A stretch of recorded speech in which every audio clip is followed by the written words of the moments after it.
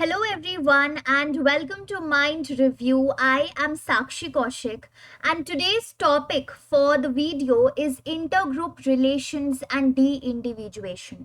तो social psychology के paper में ये एक बहुत इंपॉर्टेंट टॉपिक है और इंटरग्रुप रिलेशंस से रिलेटेड कुछ थ्योरीज हैं जिसको हम डिस्कस करेंगे and we'll also discuss the concept of de-individuation. And with today's video, we will cover your social psychology paper. So are you all excited? जिनको नहीं पता है, let me tell you कि माइंड रिव्यू ने एक series शुरू की है जिसका नाम है psychology entrances let's crack it, जिसमें आपके अंडर ग्रेजुएट लेवल के साइकोलॉजी का जो सिलेबस है उसको हम एक एक करके कवर कर रहे हैं, paper by paper, topic by topic. So till now we have already covered your biopsychology, general psychology, organisational psychology and आज की वीडियो के साथ, इस वीडियो के साथ सोशल साइकोलॉजी का पेपर भी कवर हो जाएगा. So if you are somebody who has missed any of the previous videos, then you can go on to the playlist of Let's Crack It series. playlist का link description box में है और आप उन सारी videos को access करके अपने कॉन्सेप्ट्स क्लैरिटी ले सकते हैं.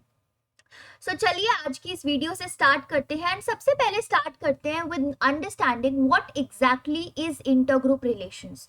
तो ये थ्योरी पे हम थोड़ा बाद में आएंगे, पर इंटरग्रुप रिलेशन क्या होता है तो मैंने काफी बारी पहली वाली वीडियोस में भी बताया है कि इंटरग्रुप का मतलब होता है बिटवीन टू ग्रुप्स. एक ही ग्रुप के अमंग होता है तो इंट्रा ग्रुप, और इंटरग्रुप मतलब कुछ ग्रुप्स के बीच में. सो जो अलग अलग ग्रुप्स होती हैं हमारी, इवन स्कूल्स में भी दोस्तों की अलग अलग ग्रुप होती है ना, क्लास में भी ग्रुप्स डिवाइडेड होती हैं, तो वो जो अलग अलग ग्रुप्स होती हैं उनके बीच के रिलेशनशिप को हम कैसे डिफाइन कर सकते हैं. तो कुछ थ्योरीज हैं. One of the theory is your social identity theory.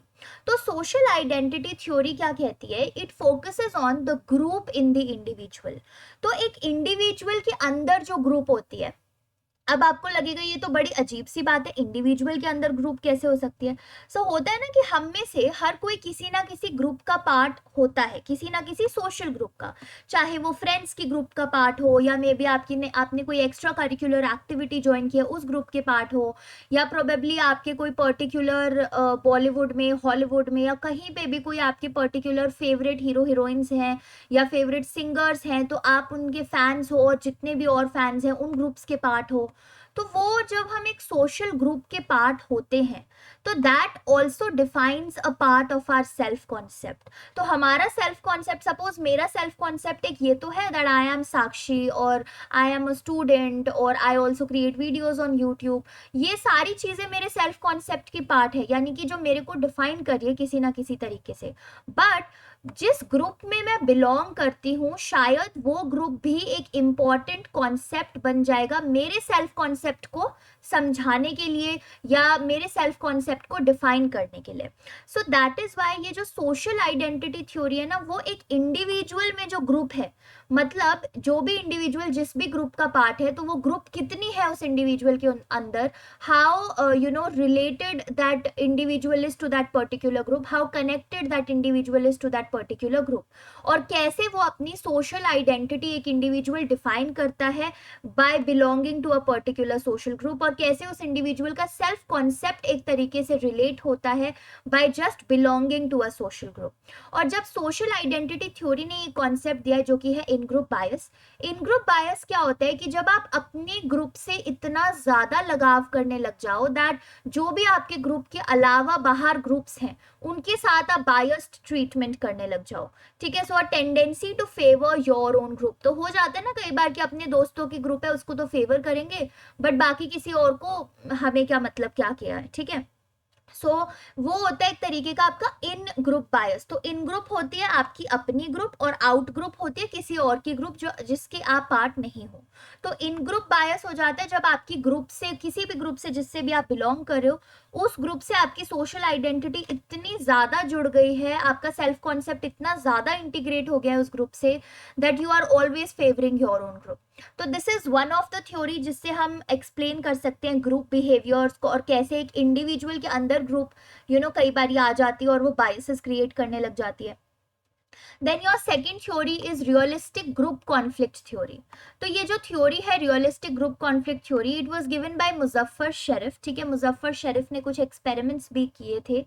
So realistic group conflict theory मोटा मोटी तौर पे एक चीज कहती है कि जब आपके पास लिमिटेड रिसोर्सेज हैं, ठीक है, लिमिटेड रिसोर्सेज का मतलब क्या है कि कुछ ऐसी चीजें जो मतलब बहुत ही कम अमाउंट में प्रेजेंट है, उसी को हम बोलते हैं ना कि लिमिटेड कलेक्शन है, बहुत ही कम अमाउंट में प्रेजेंट है, जो पहले ले लेगा उसका हो जाएगा। सो जब ऐसे लिमिटेड रिसोर्सेज के लिए कंपटीशन होने लगे तो क्या है, ग्रुप्स के बीच में हॉस्टिलिटी आती है, यानी कि ग्रुप्स के बीच में एक सॉर्ट ऑफ नेगेटिविटी आएगी, एक सॉर्ट ऑफ कंपटीशन हो जाएगा अगर लिमिटेड रिसोर्सेज हैं तो this is what your realistic group conflict theory के सेज कि ग्रुप्स के बीच में कॉन्फ्लिक्ट कब आ सकता है। According to Muzafer Sherif, groups के बीच में अगर कॉन्फ्लिक्ट क्रिएट करना है तो कोई भी लिमिटेड रिसोर्सेज लेके आ जाओ सामने उन ग्रुप के, और जैसे ही वो लिमिटेड रिसोर्स देखेंगे तो हर ग्रुप मेंबर को लगेगा कि अरे ये तो हमारी ग्रुप के पास होना चाहिए, तो उसके लिए क्या होगा, कंपटीशन हो जाएगा। उस कंपटीशन की वजह से ग्रुप्स के बीच में हो जाएगी हॉस्टिलिटी और बहुत ही sort of a negative atmosphere. So this is what your realistic group conflict theory says. And now see, you must be thinking कि ज्यादा डिटेल में हमें नहीं पता लग रहा है या something like that, but since this is the part of Let's Crack It series and we are just focusing on certain questions that might come up in the entrance examinations, तो हमें किसी थ्योरी की इतने depth में फिलहाल जाने की जरूरत नहीं है, considering that you have already covered your undergraduation। ठीक है, आपने अंडर ग्रेजुएशन कंप्लीट करा ही है अपना। So if you still feel that you want to know in detail कि मुजफ्फर शरीफ का क्या एक्सपेरिमेंट था, तो आप सोशल साइकोलॉजी की एक प्लेलिस्ट ऑलरेडी माइंड रिव्यू के चैनल पे क्रिएटेड है, उस पे जाके आप मुजफ्फर शरीफ का एक्सपेरिमेंट भी डिटेल में देख सकते हो। However if you are just preparing for your entrance and you just want to brush up your syllabus that we are doing through these videos, तो उसकी जरूरत नहीं पड़ेगी, because rarely do they ask in the MCQs. तो basically आपको ये पता होना चाहिए, कई बार एमसीक्यू में आ जाता है दैट कौन सी थ्योरी है जो ये बोलती है कि लिमिटेड रिसोर्सेज की वजह से ग्रुप्स में हॉस्टिलिटी आती है, कंपटीशन आती है। So it is your realistic group conflict theory given by Muzaffar Sherif. Then another theory is your social exchange theory. नाम से आपको काफी ज्यादा क्लियर हो गया होगा, सोशल एक्सचेंज का मतलब क्या है कि हम किसी ना किसी चीज की एक्सचेंज करें, या तो मटेरियल की या फिर वर्बली या कुछ भी चीज जो भी एक्सचेंज हो रही है। सो लोग क्या है, वो अपने रिवॉर्ड्स को मैक्सिमाइज करना चाहते हैं और कॉस्ट्स को मिनिमाइज करना चाहते हैं किसी भी सोशल रिलेशनशिप में। तो यहाँ पे what do we mean by rewards, what do we mean by cost. तो रिवॉर्ड्स होता है किसी भी टाइप की आपको जो आपकी जर्नी में ऐड करता है, कोई भी गिफ्ट हो सकता है, मॉनेटरी नॉन मॉनेटरी, किसी ने आपकी प्रेज कर दी वो भी एक रिवॉर्ड हो सकता है। कॉस्ट होता है जहां पे आपको किसी और को कुछ देना पड़े, ठीक है, सो आपके पॉकेट से कुछ खर्चा हो रहा है इन टर्म्स ऑफ मॉनेटरी, या फिर जहां पे आप किसी और के लिए कुछ करो नॉन मॉनेटरीली भी। तो जो भी हमारे सोशल रिलेशनशिप्स होते हैं, be it with our friends, our romantic partners, our parents, our relatives, जो भी तरीके के हमारे सोशल रिलेशनशिप्स होते हैं, सोशल एक्सचेंज थ्योरी हमको यही कहती है कि एज इंडिविजुअल्स हम क्या है, हम चाहते हैं कि हमें ज्यादा से ज्यादा रिवॉर्ड्स मिलते रहें और हमें कम से कम देना पड़े। ठीक है, तो हमें ज्यादा मिलता रहे और कम से कम हमें देना पड़े, तो रिवॉर्ड्स हम मैक्सिमाइज करना चाहते हैं और कॉस्ट को जो है हम मिनिमाइज करना चाहते हैं किसी भी कीमत पे। सो that is what social exchange theory is saying कि ग्रुप्स में भी जो है हम सोशल एक्सचेंज करना चाहते हैं और किसी ना किसी तरीके से उस ग्रुप में हमें रिवॉर्ड मिलता रहे और हमें इतना ज्यादा कंट्रीब्यूट ना करना पड़े। And then your another theory जो कि काफी ज्यादा रिलेटेड है सोशल एक्सचेंज थ्योरी से ही, वो है आपकी इक्विटी थ्योरी। अब इक्विटी थ्योरी पहले भी वीडियोस में हम लोग पढ़ चुके हैं, if you remember we have also studied this in organisational psychology. Equity का मतलब क्या होता है, जहां पे इनपुट और आउटपुट रेशियो ऑलमोस्ट सिमिलर हो, यानी कि आप जितना दे रहे हो सामने वाले को उतना ही ऑलमोस्ट आपको भी मिल रहा हो। तो इक्विटी थ्योरी कहती है कि लोग सबसे ज्यादा किसी भी रिलेशनशिप में जब कंफर्टेबल फील करते हैं, जब एग्जैक्टली उन्हें वही मिल रहा हो जो वो डिजर्व करते हैं, ना बहुत ज्यादा और कम तो हमें ऑफ कोर्स चाहिए ही नहीं। ठीक है, तो सोशल एक्सचेंज थ्योरी के अकॉर्डिंग हमें ये तो पता लग ही गया है कि हमें कॉस्ट इतने नहीं चाहिए, यानी कि हमें कुछ भी कम नहीं चाहिए किसी रिलेशनशिप में, पर हमें किसी भी रिलेशनशिप में कुछ इतना ज्यादा भी नहीं चाहिए जिसको हम पे बैक ना कर पाए, या जिसको हमें लगने लगे that I don't deserve so much of things from that person. So equity theory tells you this only कि जो आपका ये input ratio है और जो आपका आउटपुट रेशियो है वो इक्वल होना चाहिए, यानी कि जितना आप किसी और को एक रिलेशनशिप में प्रोवाइड कर रहे हो ऑलमोस्ट उतना ही अगर आपको भी उस रिलेशनशिप से वापस मिले, so then you are most comfortable in that relation if you are getting exactly what you deserve from that relationship, nothing more and certainly nothing less. तो वो आपकी होती है equity theory. And these are some of your 4 important theories जो कि important है with respect to your intergroup relations. अब जो मैंने कहा था कि दूसरा कॉन्सेप्ट है इस वीडियो का, इंपॉर्टेंट कॉन्सेप्ट है और छोटा सा कॉन्सेप्ट है, वो है deindividuation. Now what is deindividuation? अब ये रिलेटेड है आपके ग्रुप से. तो डी इंडिविजुएशन लोगों की टेंडेंसी होती है to lose their self awareness and restraint when they are part of a group. तो कई लोगों में टेंडेंसी हो जाती है कि जब वो एक ग्रुप के पार्ट हो जाते हैं तो उनकी जो सेल्फ अवेयरनेस है, यानी कि अपने खुद के वैल्यूज, अपने खुद की पॉलिसीज, अपने खुद के बिहेवियर के बारे में जो किसी को अवेयरनेस होनी चाहिए, वो सेल्फ अवेयरनेस, और हम अपने बिहेवियर पे कुछ रिस्ट्रेंट रखते हैं ना कि भाई पब्लिक में बिहेव करना है, so this is how I am suppose to behave and these are certain things that I don't have to do in public.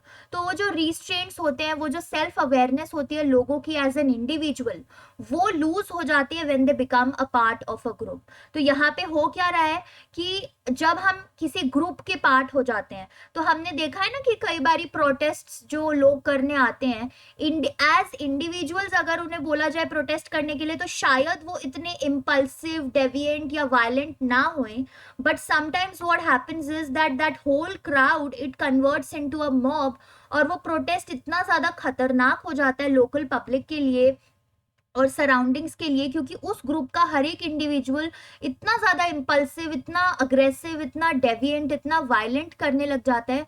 ठीक है, तो जब लोगों को ये पता हो कि हम एक ग्रुप के पार्ट हैं और कोई भी हमें पर्सनली आइडेंटिफाई नहीं कर सकता इस ग्रुप में या इस प्रोटेस्ट में, तो वो डेविएंट बिहेव करने लग जाते हैं, एक तरीके की अपनी सेल्फ अवेयरनेस, अपनी आइडेंटिटी वो लूज कर देते हैं ग्रुप सेटिंग में, और इस हद तक अपने मॉरल्स और वैल्यूज और एथिक्स का रिस्ट्रेंट्स वो हटा देते हैं that they turn into very impulsive, very deviant and doing very violent acts. तो वो होता है आपका डी इंडिविजुएशन का कॉन्सेप्ट. तो डी इंडिविजुएशन कॉन्सेप्ट आपके रिलेटेड है, जैसे कि प्रोटेस्ट है या मॉब्स है, जब हो जाती है तो बहुत ही ज्यादा दिक्कत हो जाती है लोकल पब्लिक को, बिकॉज लोगों को लगने लगता है that now they are part of a group, और ग्रुप में कोई भी चीज करनी काफी आसान है क्योंकि हम पर्सनली आइडेंटिफाई करे नहीं जाएंगे किसी के साथ. So let us engage in these sort of acts. हालांकि अगर वही चीज उन्हें इंडिविजुअली करनी होती without the presence of any group तो शायद वो नहीं करते. ठीक है, so that is the concept of deindividuation. I hope that you have got some sort of an idea about this, and with that we come to an end of today's video. I hope कि आप लोगों को कुछ ना कुछ knowledge मिली होगी of certain concepts in today's video, and also congratulations, social psychology का paper भी complete हो चुका है. So we have completed almost all of your 4 papers till now.